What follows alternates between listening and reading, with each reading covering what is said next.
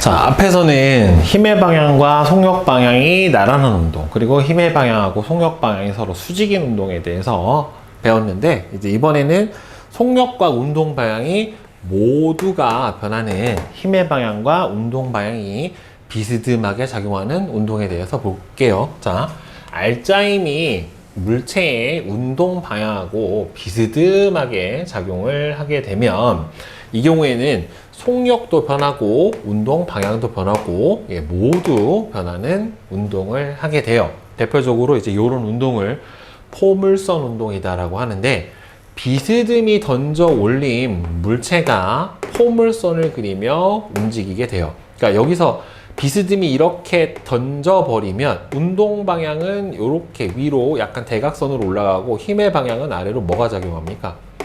중력이 작용한단 말이에요. 그러면 점점 어떻게 돼요? 얘가 운동 방향이 약간 원을 그리는 것처럼 이렇게 꺾여가면서 계속 변해요. 올라가면서는 속도가 전체적으로 조금씩 어떻게 되겠습니까? 느려질 거고, 내려오면서는 점점 조금씩 빨라질 거란 말이에요. 자, 그런데 힘의 방향은 중요한 게, 중력이 항상 연직 아래 방향으로 작용을 하고 있기 때문에 힘의 방향 자체는 어떻다? 일정합니다. 힘의 크기도 일정하겠죠. 중력은 변하지 않으니까. 그 대신에 속력은요, 어떻게 돼요? 계속 변해요. 속력은 계속 변하는데, 어디서 가장 빠르냐면은 던질 때가 가장 빠르고 바닥에 닿기 직전이 가장 빨라요. 그리고 가장 여기 최고점에 있었을 때, 최고점에서 가장 느립니다. 그리고 높이가 지표면으로부터 같은 지점 있잖아요. 이렇게 높이가 지표면으로부터 같은 높이에 있는 지점에서는 속력의 크기가 다 같게 나타납니다. 지면에서 같은 높이에 있는 경우는 속력이 같아요. 운동 방향은 달라도 속력 자체는 같다라고 하는 겁니다. 그리고 운동 방향은 이 운동 경로상에서 약간 원을 그리잖아요. 여기서의 마찬가지로 접선이에요. 접선 방향. 그래서 여기서도 이렇게 접선, 여기가 중심이라고 생각을 해보면 호를 그렸을 때 접선, 호를 그렸을 때 접선, 이런 형태가 됩니다. 그래서 얘도 마찬가지로 어떻게 돼요? 매 순간 변해요. 그 다음에 실에 여기다가 줄을 매달아서 추를 여기다 같이 매달고 이 상태에서 두면 이 진자가 왔다 갔다 합니다. 이런 운동을 무슨 운동이라고 하냐면 진자 운동이라고 해요. 물체에 줄을 매달아서 일정 높이에다가 두면 쭉 계속해서 왕복해서 왔다 갔다 하는 운동을 해주게 되는데, 여기서는 양쪽 끝에 가장 높은 지점에서 잡고 있다가 놓는 거잖아요. 그러면은 여러분들 바이킹 생각을 해보면 얘가 바이킹 운동하고 똑같은데, 이렇게 갔다가 최고점에서 멈추죠. 그 다음에 내려오고, 어디서 제일 빨라요? 중앙을 지날 때가 제일 빠르죠. 그 다음에 다시 올라가서 반대편에 최고점에 올라가서 멈추고 다시 운동 방향이 바뀌죠. 그러니까 양쪽 끝에서 어떻게 돼요? 속력이 0이에요. 얘도 마찬가지로 양쪽 끝점에서 속력이 0. 가장 높은 곳에 있었을 때 진자 운동은 속력이 0이 되고, 가장 낮은 점을 지날 때 여기에서 속력이 최저점에서 속력이 가장 빠릅니다.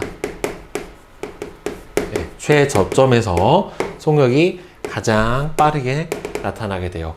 얘도 힘의 방향은 어디로 작용을 하냐면, 얘도 중력 방향이 작용을 하게 되고, 중력과 여기서 실이 잡아당기는 힘이 있어요. 그러니까 밑으로 작용하는 중력하고 중력이 아니라 실이 잡아당기는 장력이라고 하는 힘이 있고, 아래로 작용하는 중력이라고 하는 힘이 있는데, 이 장력과 중력의 합한 방향으로 힘의 크기가 결정이 돼요. 그래서 힘의 방향도 어떻게 돼요? 계속해서 변합니다. 당연히 운동 방향도 접선 방향으로 계속 변해요. 자, 이렇게 비스듬하게 던져 올린 포물선 운동 같은 경우에는 중력만 작용을 해요. 중력만 작용을 하기 때문에 힘의 방향은 어떻게 됩니까? 중력 방향으로 일정한데 이렇게 진자 운동을 하는 경우에는 이 실과 중력 방향, 실에 걸리는 힘과 중력에 더해진 힘이 실제 이 물체에 작용하는 알자 힘에 해당이 되기 때문에 힘의 방향도 계속 변해요. 운동 방향도 계속 변하게 되고 대신에 얘는 최고점에서 속도가 가장 느리잖아요. 그런데 이 물체는 최저점에서 진자 운동을 하는 경우에는 최저점에서 속력이 가장 빨라요. 그리고 진자 운동을 할 때는 가장 높은 지점, 양 끝에서 속력이 0이라 정지인데 포물선 운동을 할 때는 최고점에서 가장 느린 거는 맞는데 여기서 정지는 아니에요. 시험 문제에서 제일 많이 물어보는 것 중에 하나가 포물선 운동을 할 때 최고점에서 속력이 가장 느린 거는 맞지만 정지가 되는 거는 아니에요. 포물선 운동을 하는 경우에. 알겠죠? 이거 꼭 기억을 하세요. 진자 운동은 최저점에서 속력이 가장 빠르고 양끝 최고점에서 속력이 0. 하지만 이 포물선으로 던졌을 때 최저점에서는 속력이 제일 빠른 게 맞지만 최고점에서는 속력이 0이 되진 않아요. 정지가 되진 않고 그냥 가장 느린 지점에 해당이 됩니다. 자, 그래서 물체의 속력과 운동 방향이 모두 변하는 운동은 지금 나왔던 비스듬히 던져 올린 물체가 포물선을 그리는 경우에 그렇죠? 여러분들 축구 선수들이 프리킥이나 이렇게 포물선을 그리면서 차올린 공, 80일을 떠나서 가는 화살도 이렇게 가서 꽂혀요. 직선으로 날아가지 않아요. 실에 매달린 물체가 같은 경우를 계속해서 왕복한 아까 선생님이 얘기했던 바이킹이나 아니면 괴종식이라고 하죠. 이렇게 취계추 막 움직이는 거. 그네 이런 것들이 바로 이런 진자 운동에 해당이 됩니다. 그러면 일상생활에서 힘이 어떻게 작용을 하고 있냐면 바닥에 놓인 물체에 작용하는 힘이라고 하는 게 있는데 일단 여기 책상 바닥에 물체가 놓여 있어요. 책상 바닥에 물체가 놓여 있고 선생님이 합력할 때 뭐라고 했냐면 물체가 정지 상태에 있다라고 하는 거는 힘의 평형 상태에 해당이 되기 때문에 이 경우에는 합력이 무조건 0이에요. 그러니까 합력이 0이고 합력이 0이라는 소리는 결국에는 알자 힘이 0이라는 소리예요. 정지 상태면 무조건 합력 0, 알자 힘도 0이에요. 이거는 변하지가 않아요. 그래서 바닥에 놓인 물체는 여기서 작용하는 힘이요. 얘 밑으로 지구가 잡아당기는 중력 그리고 이 물체가 책상 면을 누르잖아요. 그러면 책상 면도 물체를 어떻게 돼요? 떠받치고 있어요. 책상 면을 물체가 누르면 물체도 책상 면도 물체를 떠받쳐요. 선생님이 칠판을 밀면 세게 밀면 선생님도 밀리잖아요. 왜 그러냐면 세게 민 만큼 칠판도 나를 밀어요. 이런 관계의 힘을 뉴턴이 뭐라고 정의했냐면 작용 반작용 관계에 있는 힘이다. 내가 작용으로 힘을 주면 반작용도 크기는 같고 방향은 반대인 힘이 동시에 작용을 하게 돼요. 그러니까 선생님이 칠판을 100N으로 밀면 칠판도 선생님을 100N으로 밀고 그다음에 책이 무게만큼 10N으로 책상을 누르면 책상도 똑같이 10N으로 어떻게 돼요? 책을 떠받치고 있다란 말이에요. 그래서 여기서 바닥에는 지구가 잡아당기는 중력과 바닥이 물체를 수직으로 떠받치는 힘이 작용을 하게 되는데 이게 어떤 바닥면이 물체를 수직으로 떠받치는 힘을 과학 용어로 수직 항력이라고 얘기를 해요. 이건 뭐 몰라도 상관은 없는데 명칭이 저래요. 그래서 이렇게 두 가지 힘이 작용을 하고 이 중력하고 수직 항력, 바닥 책상 면이 물체를 수직으로 떠받치는 힘이 서로 평형을 이루고 있기 때문에 정지 상태고 따라서 알자 힘은 여기서 뭐예요? 0이란 말이에요. 0. 합력이 0이기 때문에 알겠죠? 자, 중력은 연직 방향, 지구 중심 방향으로 작용을 하고 그 다음에 책상이 책을 떠받치고 있는 힘은 중력하고 반대 방향으로 서로 크기가 어떻게 돼요? 같고 일직선상에서 반대 방향으로 작용을 하고 있으니까 합력이 0이 되겠죠. 그러니까 알자 힘이 0 따라서 정지 상태를 유지를 하고 있는 겁니다. 자, 그러면 평형을 이루고 있는 물체에 작용하는 힘. 자, 평형을 이루고 있으면 합력이 0이에요. R자임이 0이란 말이에요. 그러면 용수철에 매달려 있는 추, 얘가 늘어난 상태로 정지해 있잖아요. 그러면 밑으로 추에 작용을 하는 무슨 힘과 중력과 용수철이 추를 잡아당기고 있는 탄성력이 서로 평형 상태를 이루고 있게 됩니다. 그 다음에 물 위에 떠 있는 튜브도 튜브를 밑에서 잡아당기고 있는 중력과 물이 튜브를 수직으로 밀어 올리고 있는 부력이 서로 평형을 이루고 있습니다. 그 다음에 이렇게 노루발이라고 하죠. 예, 문을 멈추고 있는 장치는 이 스프링 때문에 문이 닫히려고 하잖아요. 닫히려고 하고, 그 다음에는 노루발이 이 모지 못하게 하는 마찰력이 서로 평형을 이루고 있기 때문에 닫히지 않고 있게 됩니다. 그리고 그러니까 평형을 이루고 있는 물체는 무조건 R자 힘이 0이에요. 그러니까 R자 힘이 0이기 때문에 맨 처음에 했던 것처럼 R자 힘이 0이면 첫 번째로 무슨 상태에 있던가? 정지 상태에 있던가? 아니면 두 번째로는 등속 직선 운동을 합니다. 그러니까 일정한 속력으로 직선 방향으로 움직이고 있는 운동을 한다란 말이에요. 그러니까 속력이 변하든지 운동 방향이 변하면 평형을 이루고 있는 힘은 아니다. R자 힘이 0이 아니다 라고 생각을 해줘야 돼요. 무조건 정지만 평형인 거는 아니에요. 등속 직선 운동을 하는 경우에도 R자 힘은 0이란 말이에요. 자, 그러면 개념 쏙쏙 문제 한번 봅시다. 7번. 자, R자 힘과 물체의 운동 방향에 대한 설명으로 옳은 거. 자, X, O, O예요. 자, 1번이 왜 틀렸냐면 물체에 작용하는 R자 힘의 방향과 물체 운동 방향이 수직이면은 무슨 운동한다 그랬습니까? 원 운동한다 그랬죠? 물체는 포물선 운동이 아니라 원 운동을 하게 됩니다. 그 다음에 8번.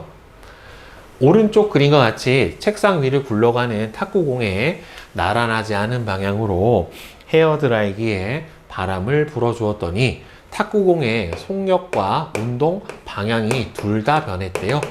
자, 그러면 탁구공의 속력과 운동 방향에 영향을 미치는 것은, 그러면은 운동 상태는 선생님이 아까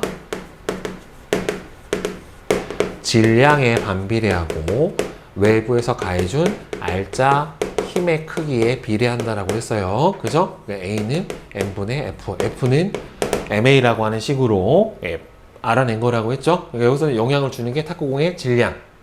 크기는 관계가 없고요. 그 다음에는 헤어드라이기의 바람의 세기, 요 두 가지만 관계가 있는 거죠. 그러니까 질량은 탁구공의 질량, R자 힘은 가해준 힘의 크기에 해당이 되니까. 자, 다음에 9번. 오른쪽 그림은 비스듬히 던져 올린 야구공의 모습을 일정 시간 간격으로 나타냈대요. 자, 보면은 야구공의 운동 방향하고 속력이 모두 변하는 거 맞고요. 힘의 방향은 이 포물선 운동의 경우에는 뭐만 작용하니까 일정한 중력만 작용을 하니까 힘의 방향이 변하진 않아요. 예, 운동 방향과 수직으로 힘이 작용을 하면 무슨 운동한다? 원 운동을 한다고 그랬죠. 그러니까 틀렸죠. 다음 10번. 속력과 운동 방향이 모두 변하는 운동은 여기서 진자 운동에 해당하는 바이킹. 그 다음에는 뭐예요? 활시위를 떠난 활의 포물선 운동. 요 두 가지가 운동 방향하고 속력이 모두 변하는 운동에 해당이 될 겁니다. 그 다음에 11번은 오른쪽 그림과 같이 책상 위에 놓인 물체의 아래쪽으로 중력이 작용을 할 때 책상이 물체를 떠받치는 힘의 방향은 중력과 크기는 같고 방향은 반대인 이 방향으로 작용을 하게 될 겁니다. 이 떠받치고 있는 힘을 뭐라고? 수직 항력이라고 얘기를 합니다. 그 다음에 12번은 오른쪽 그림은 튜브가 가만히 물에 떠 있는 모습을 나타낸 겁니다. 정지죠. 정지니까 R자 힘이 0이란 말이에요. 따라서 튜브에 작용하고 있는 아래쪽으로 연직 방향으로 작용하고 있는 중력, 그 다음에는 액체 위에서 떠오르려고 하는 부력, 이렇게 두 가지가 바로 평형을 이루고 있는 두 힘에 해당이 될 겁니다. 그죠? 자, 그러면 내신 숙수 한번 문제 풀어봅시다.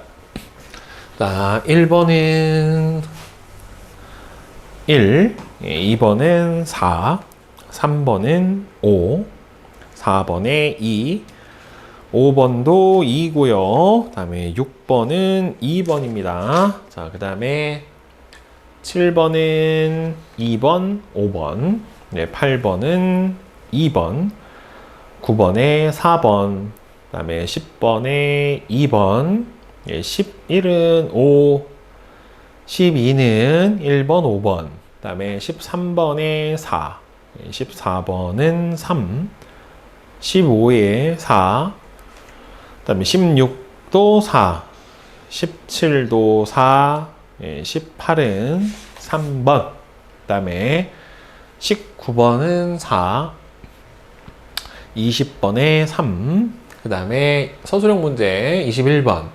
오른쪽 그림은 운동하는 어떤 물체에 비스듬한 방향으로 힘을 작용했대요. 그러면은 얘는 무슨 운동하겠습니까? 이렇게 운동 방향과 속력이 동시에 변하는 포물선 운동을 하게 될 겁니다.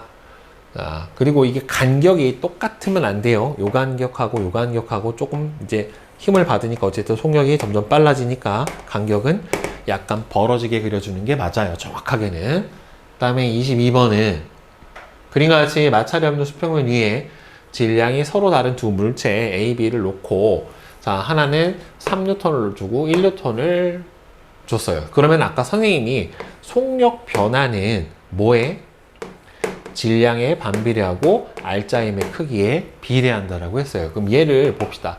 자, A의 속력 변화는 얼마가 돼요? 질량이 3kg고 힘의 크기가 3N이에요. 그 다음에 B의 속력 변화, 운동 상태 변화는 질량이 2kg고 힘의 크기가 1입니다. 그렇죠? 그러면은 1대 2분의 1에 해당이 되니까 2대 1에 해당이 되겠죠. 그렇죠? 자, 그 다음에 23번 그림은 공이 일정한 속력으로 원운동을 하는 모습을 나타내는데 A부터 D에서 공에 작용하는 힘의 방향은 원운동을 할 때는 항상 원의 중심 방향으로 무슨 힘이 작용을 한다? 예, 구심력이 작용을 한다 라고 얘기를 했습니다. 자, 다음에 24번 그림은 시계 안에 있는 시계추가 운동을 하고 있는 모습을 나타냈어요. 이거 무슨 운동? 진자 운동에 해당이 되죠. 시계추에 작용하는 힘의 방향은 여기서는 중력과 이 시계추를 매달고 있는 이 막대의 두 힘을 합한 방향으로 힘이 계속 작용을 하게 되기 때문에 힘의 방향은 진자 운동을 할 때 힘의 방향은 계속 매 순간 변합니다. 네. 따라서 시계추는 매 순간 속력과 방향이 변하는 운동을 하게 되죠. 최고점에서 속력이 얼마? 0. 가장 낮은 지점에서 속력이 가장 빠른 지점에 해당이 되니까 저거 선생님이 계속 강조를 하죠. 그죠? 자, 그 다음에 뒤에 실력 탄탄 봅시다. 오른쪽 그림과 같이 바람이 나오는 선풍기 앞에 스티로폼 공을 떨어뜨려 공이 떨어지는 지점을 관찰했더니만 공이 수평 방향으로 이동한 거리가 작아지는 경우 그러면 얘가 여기서 쭉 날아가서 이렇게 되는 건데 이 여기로 가는 경우가 작아지는 경우는 결국에는 앞으로 어떻게 돼요? 느리게 갔던지 아니면 아래로 너무 세게 잡아당겼다란 말이에요. 따라서 작아지려면 선풍기 바람 세기를 더 세게 하면 더 멀리 가야 되죠. 스티로폼 대신에 고무공을 떨어뜨리면 무거우니까 운동 상태 변화가 잘 안 변하겠죠. 그렇죠? 아까 운동 상태 변화는 뭐에? 질량에 반비례하고 가해준 힘의 크기에 비례를 한다라고 얘기를 했기 때문에 무거워지면은 운동 상태 변화가 어떻게 돼요? 작아진다란 말이에요. 따라서 이 경우는 되고 스타이로폼 공을 선풍기에서 더 가까이 하면은 바람을 좀 더 센 바람을 받으니까 더 멀리 가야 되겠죠. 그렇죠? 그래서 2번만 맞게 됩니다. 그 다음에 2번 오른쪽 그림은 지구 주위를 도는 인공위성의 모습을 나타낸 거래요. 네, 인공위성에서는 중력이 작용을 합니다. 예, 맞아요. 중력이 무슨 힘으로? 구심력으로 작용을 하게 되고요. 인공위성은 속력이 계속 변하지 않죠. 중력이 뭐하기 때문에? 일정하기 때문에, 따라서 얘는 속도가 일정한 등속 원운동이라는 걸 해서 방향만 변하는 운동을 하기 때문에 속력이 계속 변하지는 않습니다. 그 다음에 3번. 그림과 같이 민호가 진석이를 향해 농구공을 던졌대요. 그랬더니만 이 포물선 운동을 하는 경우에 대한 설명인데, 옳은 것은 자, A부터 E까지 공이 날아가는 동안 공에 작용하는 힘의 방향은 계속 중력, 운동 방향은 접선으로 작용을 하게 되죠. 그죠? 따라서 힘의 방향과 운동 방향은 대체로 비스듬하게 작용을 하게 됩니다. 힘의 크기는 매 순간순간 같고요. 중요한 게 C점, 최고점에 도달하더라도 R자임이 0이 되지 않아요. 항상 중력은 일정하게 작용하고 있고, 이 경우에 선생님이 속력이 0이 되는 거는 아니다라고 했어요. 멈추지 않아요. 가장 느린 건 맞지만 멈추진 않습니다. 그 다음에 4번. 다음은 오른쪽 그림과 같이 재현이가 맞니? 재현이가 승강기를 타고 올라갈 때 승강기의 운동을 정리를 했대요. 자, 승강기의 속력이 점점 감소한대요. 그러니까 이거는 운동 방향, 힘의 방향이 서로 반대. 승강기가 일정한 속력으로 올라갔대요. 이러면은 R자임이 0. 승강기가 출발해서 속력이 점점 빨라졌대요. 힘의 방향하고 운동 방향이 일치. 승강기가 1층에 정지해 있대요. R자임이 0. 이렇게 되겠죠? 자, 따라서 R자임이 0이 아닌 구간은, 0인 구간은 어디예요? 여기죠. 여기가 R자임이 0. 얘도 R자임이 0이죠. 그러니까 이거 틀렸고, 다 구간에서 힘은 속력이 점점 빨라지니까 위로 운동 방향이 됐으니까 운동 방향은 힘의 방향하고 같아야죠. 라 구간에서는 중력과 승강기 바닥이 떠받치는 힘이 서로 평형을 이루고 있어서 R자임이 0이 되는 겁니다. 그 다음에 5번. 그림은 용수철하고 연결한 나무 도박을 잡아당겼다가 놓았대요. 잡아당겼다가 놓았을 때 힘 A, B, C가 각각 화살표 방향으로 작용을 하고 있대요. 지금 운동 방향이 어디예요? 네, 왼쪽이에요. 그럼 일단 A 같은 경우에는 변형된 길이에서 원래 상태로 돌아가려고 하는 무슨 힘이에요? 탄성력에 해당이 될 거고, 그 다음에는 아래 방향으로 뭐가 작용을 하고 있습니까? 중력이 작용을 할 거고, 접촉면에서 운동 방향하고 반대 방향으로 작용을 하는 마찰력이 작용을 하고 있을 거예요. 마찰이 없는 경우는 마찰이 없다라고 조건을 줍니다. 알겠죠? 따라서 탄성력, 마찰력, 중력 해서 2번이 되겠네요.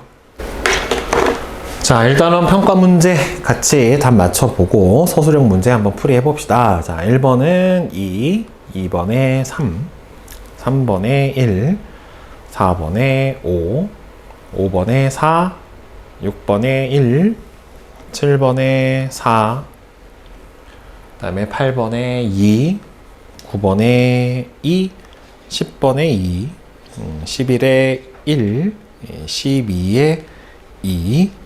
자, 이 12번은요, 여러분들, 이게 중요한 게, 그림은 동일한 용수철의 길이를 줄이거나 느린 모습을 나타냈다라고 했는데, 이게 여러분들 고무줄을 잡아당기면, 양쪽에서 이 고무 밴드 있잖아요? 넣고 잡아당기면, 이쪽만 힘을 주는 게 아니라 내가 이쪽에도 같이 힘을 줘야지 늘어난다는 말이에요. 그러니까 탄성력이 양쪽 방향으로 동시에 작용을 하는 거예요. 그러니까 예를 들어서 이 고무줄을 잡아당겨서 10N만큼 힘을 주려면 여기서도 10N을 잡아줘야 힘을 줘야 되지만 이 반대편에서 똑같이 10을 줘야 돼요. 그랬을 때 이게 20을 준 게 아니라 그냥 한쪽 방향으로 10을 준 거에 해당이 됩니다. 그래서 여기서 보면은 가부터 다의 양손의 각각 반대 방향으로 탄성력이 다 작용하고 있는 거고요. 양쪽 방향으로 작용하고 있는 탄성력의 크기는 어떻다? 서로 같아요. 대신에 방향만 서로 어떻게 되는 겁니까? 반대가 되는 겁니다. 자, 그 다음에 13번은 5, 14에 2, 15에 5, 16에 2, 17은 5, 네, 18에 3, 그 다음에 19에 3, 20에 2, 21에 2, 22에 1, 23은 1, 그 다음에 서술형 문제 24.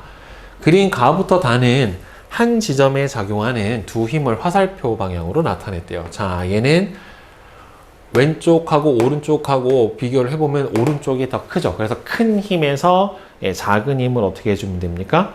빼주면 되는 거니까 오른쪽으로 여기서 한 칸을 여러분들 우리 한 칸을 10N이라고 해봅시다. 그러면은 얘는 왼쪽으로 10N, 오른쪽으로 하나, 둘, 세 칸이니까 30N. 따라서 가 같은 경우에는 오른쪽으로 합력이 얼마? 20N. 자, 얘는 하나는 오른쪽으로 두 칸이니까 20N. 또 하나는 하나, 둘, 셋, 넷.